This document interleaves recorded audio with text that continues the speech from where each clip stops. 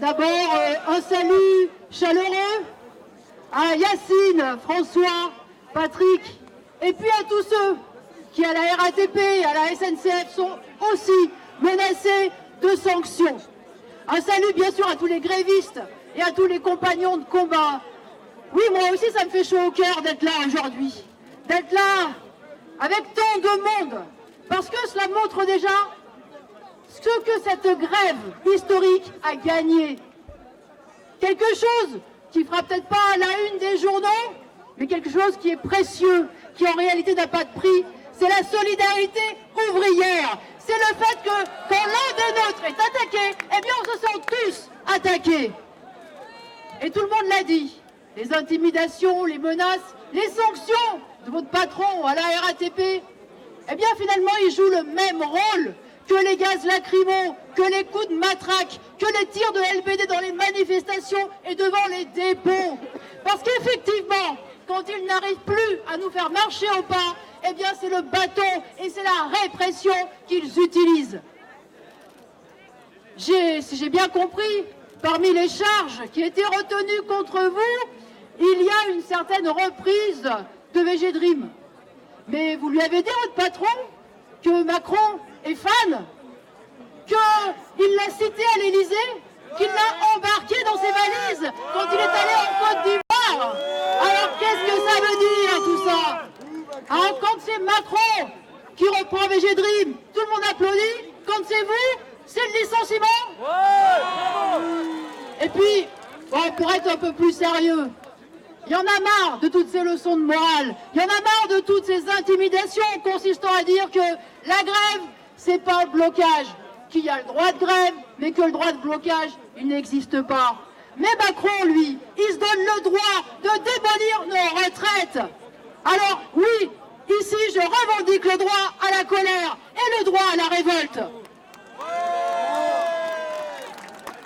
Ce qui est certain, c'est que c'est pas comme ça que votre patron vous fera reprendre le volant ou la conduite des métros. C'est une évidence. Et c'est pareil pour Macron. D'ailleurs, on peut dire qu'avec le cinéma de Philippe, il en a rajouté de la colère. Parce que c'est vraiment un enfumage de première. Quand il nous explique qu'il va retirer l'âge pivot provisoirement, à condition que les confédérations syndicales le réintroduisent eux-mêmes, c'est vraiment du foutage de gueule. Alors oui, ça met en colère et ça nous conduit à continuer, évidemment. Et le fait qu'il y ait certaines confédérations syndicales, comme la CFDT et l'UNSA, qui main dans la main avec le MEDEF d'ailleurs, marchent dans la mascarade, ça ne doit rien changer à l'affaire. Parce qu'effectivement, il y a très souvent eu des confédérations syndicales pour accompagner tous ces reculs et pour nous expliquer que ça sera un petit peu moins pire. En 1995, déjà, la CFDT avait pris fait et cause pour le plan Juppé. Si le plan Juppé avait été abandonné, c'était parce qu'il y avait eu la grève, les manifestations. Eh bien, ce sera encore la même chose aujourd'hui. La démonstration que vous faites depuis 40 jours, ce que vous dites depuis 40 jours, c'est que seul le rapport de force compte pour les travailleurs. C'est cette leçon-là que vous faites à tout le monde. Et c'est une évidence. Parce que juste une seconde sur cette histoire d'équilibre financier. Mais bien sûr qu'il y a de l'argent pour payer les retraites.